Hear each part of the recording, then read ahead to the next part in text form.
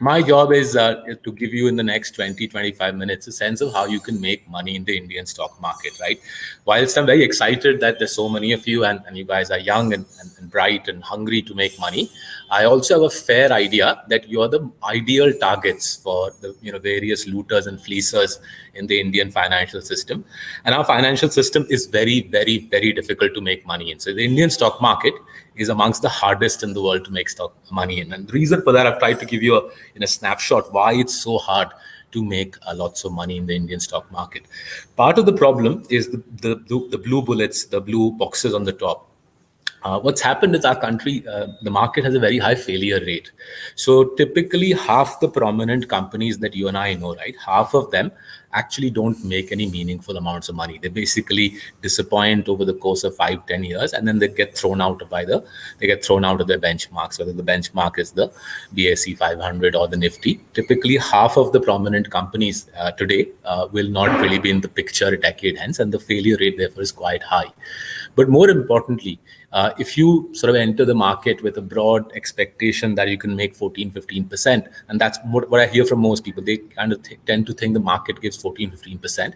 What you see is 85% of stocks in our country actually don't give you anything like that number. They miserably fail to give you even 14-15%.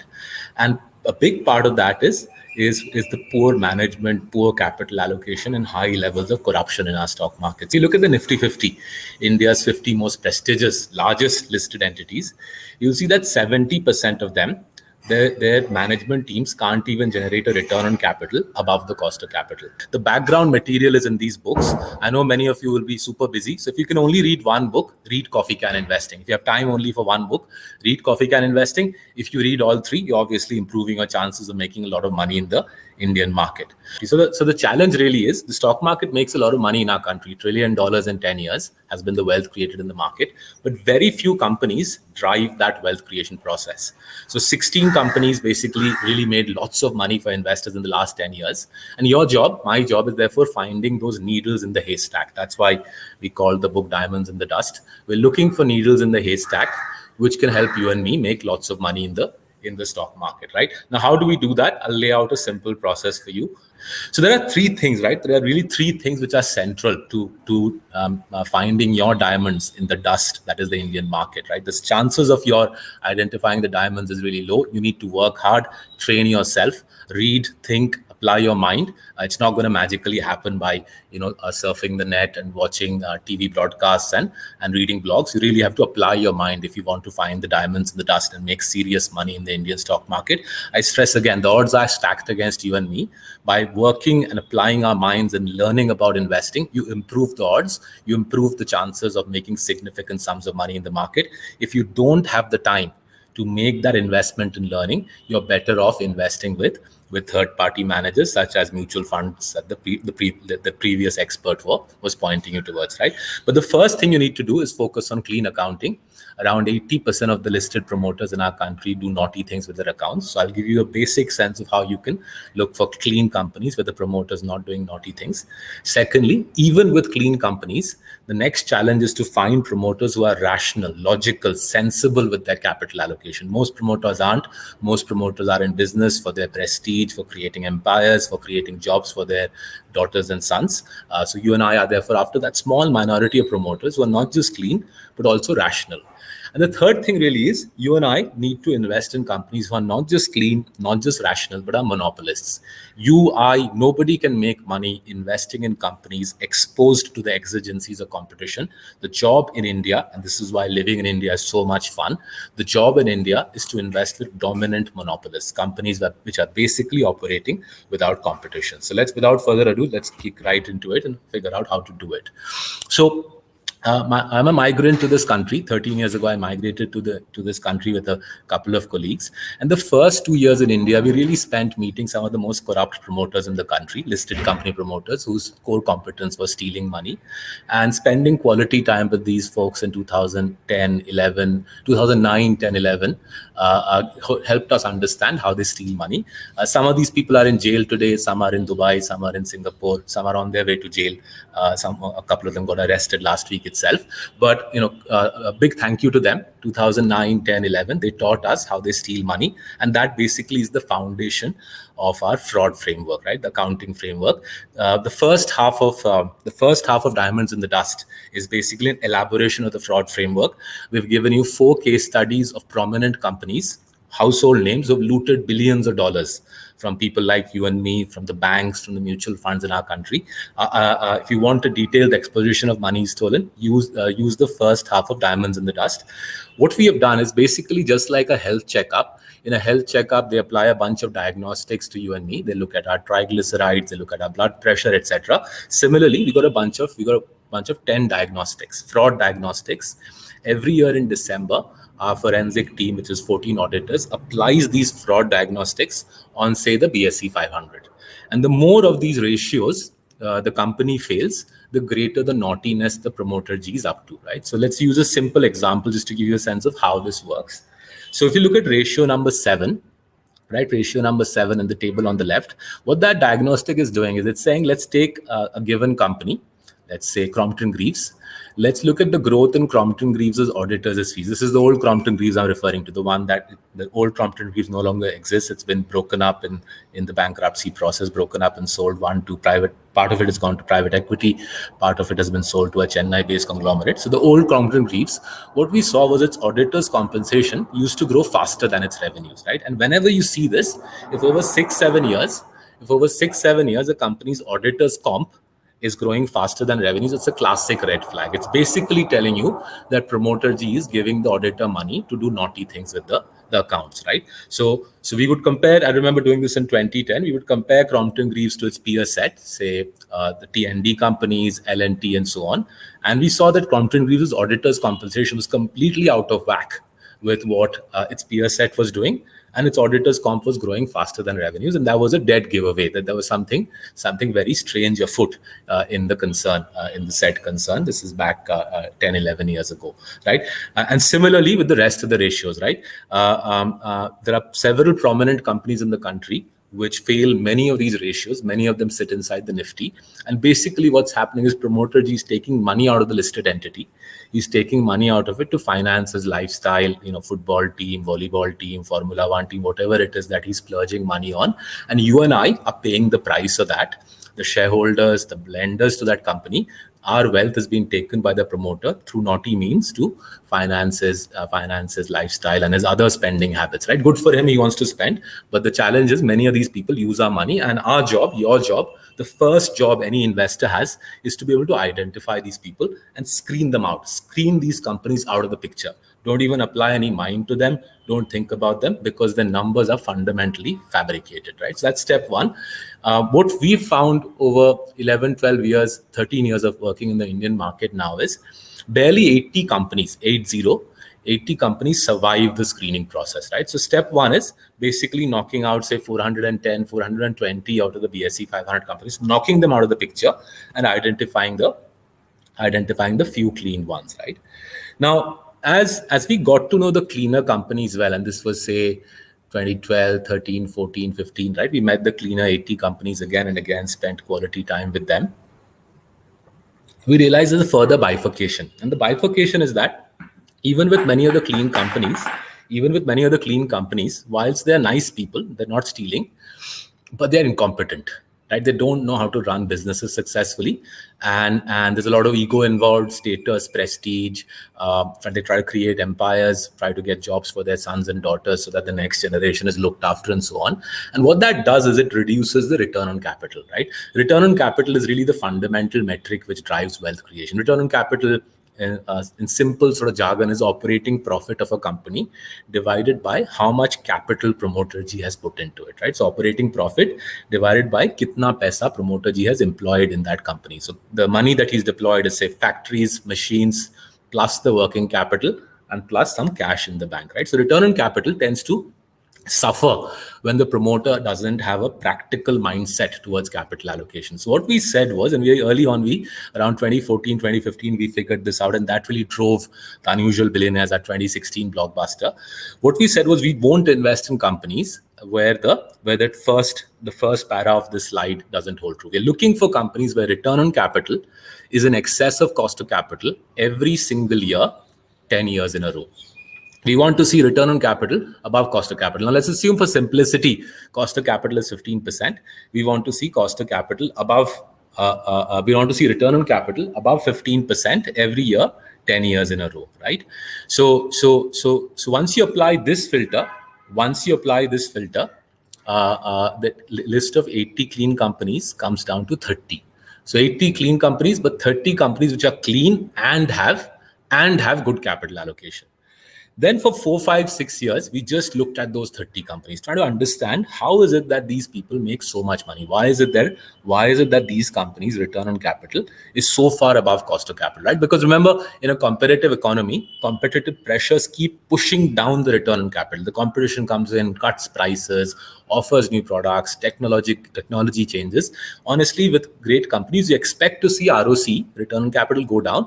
But with a handful of franchises, around 30 in our country, we found that return on capital keeps actually going up, right? Decade upon decade, return on capital keeps stepping up, right? So we got very interested, very intrigued by this, right? And we spent a lot of time thinking about it. That's honestly how those books came about. Unusual Billionaires in 2016, and then Diamonds in the Dust tomorrow. The second half of Diamonds in the Dust focuses now on what I'm going to talk to you about, which is, why is it that in our country, a handful of companies, 10 to 20, they basically now account for the entire nation's profits, right? So over the last 30 years, our economy has got polarized. A handful of companies, 10 to 20, account for the entire country's profits, and they are basically the compounders for you and me. If you don't invest in these companies, if I don't invest in them, you can forget about the stock market. You ain't going to make money, because these companies now run the country's economy. They own the country's profits, right? So if you look on the chart on the left, you can see this process has been happening for a while now. So early 90s, when the economy got opened up, the top 20 profit generators accounted for just say 17%, 17%.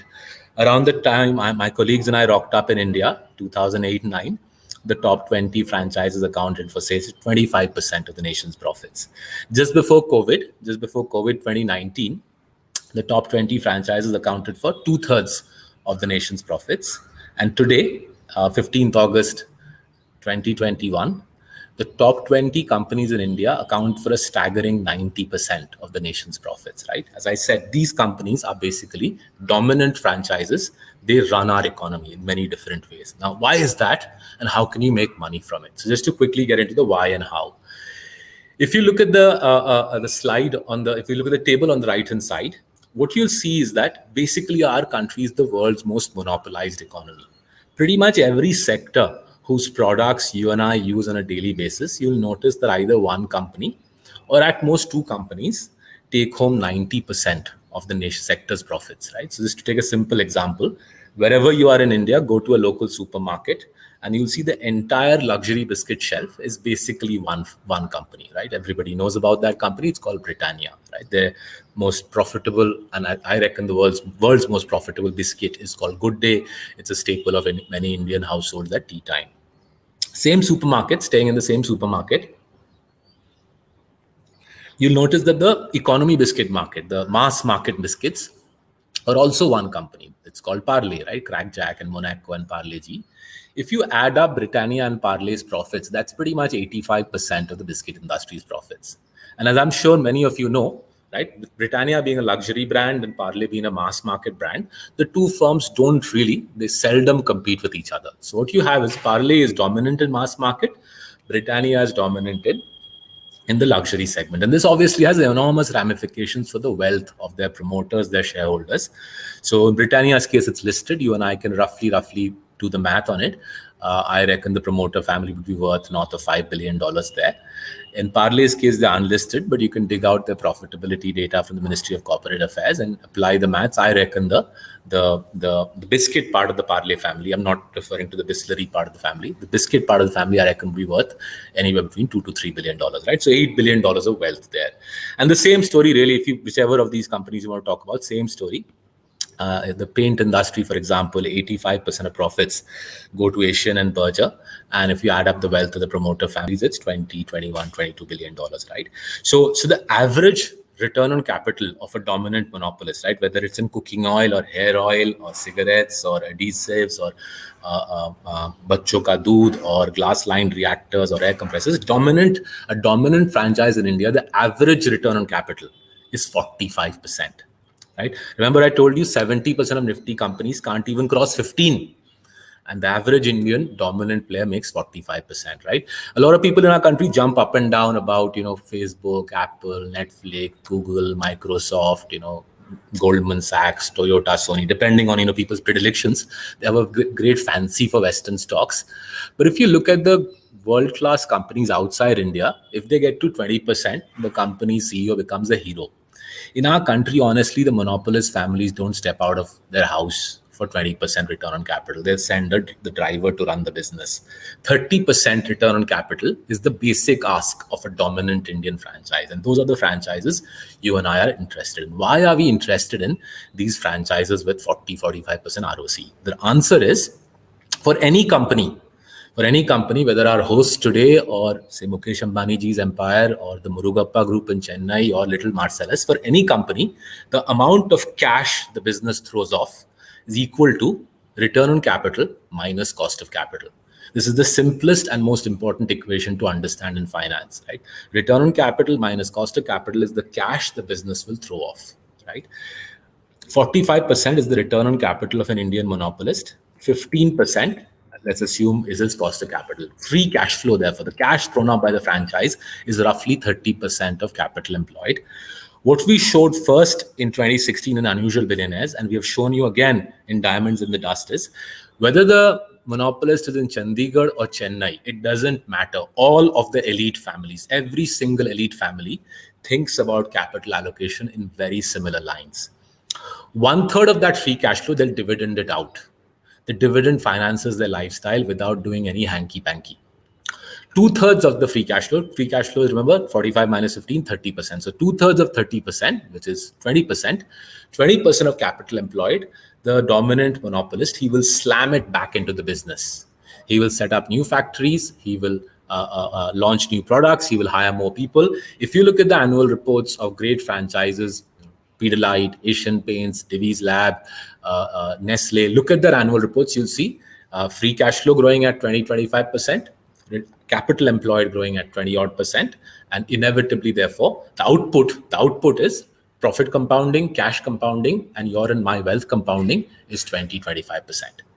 That really is all there is to in India. Step one, look for promoters who are clean. If the promoter is a naughty promoter, you can't make money. It doesn't matter how good his MI or AI or whatever it is that he's doing, machine learning, deep tech, jo bhi kar raha ho. If he's a naughty person, he's not going to let you make money. His family will obviously make lots of money. So step one, look for clean promoters. Step two, look for companies who are not just clean, but rational, methodical in how they allocate capital, right? And step three, look for franchises where the barriers to entry, the dominance is intense. Look for it superficially in terms of ROC, and then dig deeper to understand where does the dominance come from, right? So let me do a quick example of a company which has done an astonishing job in building high barriers to entry. I'll quickly talk about it, and then I'll shut up. And if there's any questions, I'll try to answer them. So Bajaj Finance, household name now, after HDFC, the most prominent NBFC in the country. A remarkable story of colossal wealth creation, right? But what people don't realize is Bajaj Finance really is a fintech company. Superficially, it's an NBFC, but in reality, it's a fintech company, right? At the source of Bajaj's astonishing ability to create enormous shareholder value build a massive business is the ability to use technology to build very high barriers to entry. And the roots of this, the origins of this, go back to this gentleman called Rajiv Jain, who used to be my neighbor actually. 2008, I think he joined Bajaj Finance. The company was in a degree of trouble then, and Rajiv and the promoter Sanjeev Bajaj and Sanjeev's Mamaji Nanu Pamnani orchestrated a spectacular turnaround. What they did was the first 2, 3, 4 years was they focused on collecting colossal amounts of data, right? So all of you, everybody on this call, myself included, data privacy rules in our country are a little opaque, let's call them. And as a result, your and my data, right? What is Saurabh spending on? What is he spending on? Financial investments. What is he spending on his Amazon shopping? What is he spending on restaurant consumption? All of that data is actually quite freely available. What this company did was it was earliest in the game in applying logic, science, rationality to collecting that data. And analyzing data a decade back, they realized that there are large pools of borrowers in India that the large banks perceive to be high risk, but those borrowers are actually low risk. And the earliest example of that is doctors and dentists. So very early on, the Bajaj realized that a doctor's cash flows, for obvious reason, a doctor's cash flows are actually very stable, right? But because the doctors often self-employed, the high street banks charge them high rates for borrowing. So using their big data, they basically said we will target the doctor and dentist segment. There's around 10 lakh doctors and dentists in our country, and Bajaj focused on giving them attractive rates and built a large book of loans to doctors and dentists. Right, couple of years into the journey, now I'm talking about 2014, 15. They realized they had so much data now on doctors and dentists' repayment habits that they could apply further big data analysis. So they stratified their doctor book into 600 risk buckets, right? And I'm saying this broadly basis what we have collected from speaking to a lot of people, a lot of data scientists in India over the last 4 or 5 years. But I broadly stratified their doctor dentist loan book into 600 risk buckets. So for example, they would use things like, is this doctor from, say, the All India Institute, a graduate from the All India Institute of Medical Sciences, or is she from a bottom 10 medical school, right? Is her clinic in, say, Alvarpet in center of Chennai, or is her clinic in Tirunelveli in the middle of the Tamil Nadu countryside? Is she an oncologist in Alvarpet, or is she a cosmetic surgeon in a small town in Tamil Nadu, right? So basis these metrics, they would prioritize certain borrowers over others. So if you were a AIIMS graduate operating in a premium area of a big city and doing, say, oncology, you'd obviously be offered the most attractive rate. And vice versa, if you were a cosmetic surgeon from a third-rung medical school in the countryside, right? By doing this stratification, Bajaj Finance made it almost impossible for the competition to take the business away. In fact, the opposite happened. Every time a competitor attacked Bajaj Finance, right, the competitor doesn't have this sort of big data, right? So the competitor offers an average rate.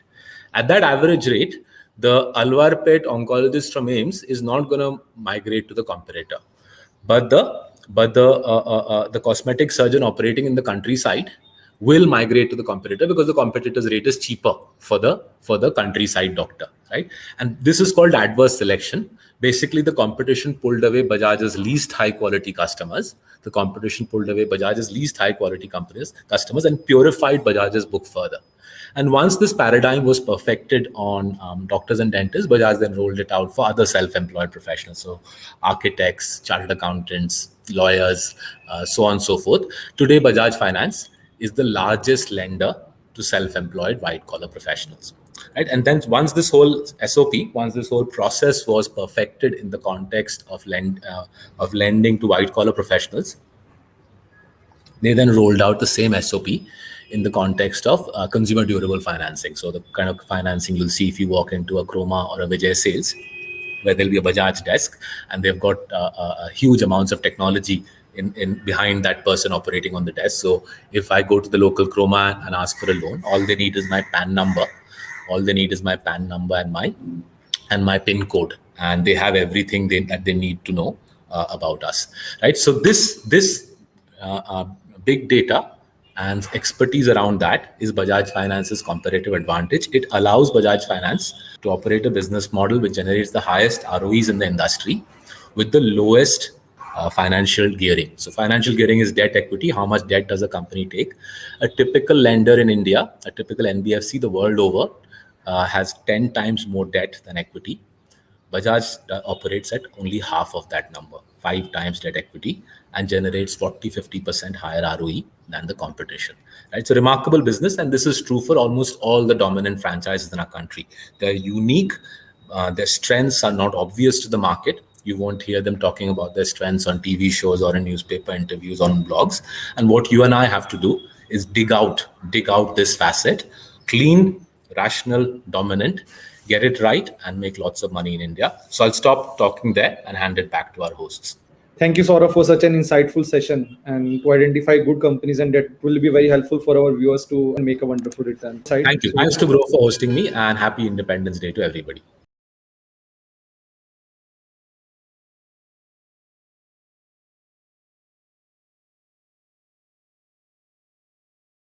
Investment in securities market are subject to market risks. Read all the related documents carefully before investing. Please read the risk disclosure documents carefully before investing in equity shares, derivatives, mutual fund, and or other instruments traded on the stock exchanges.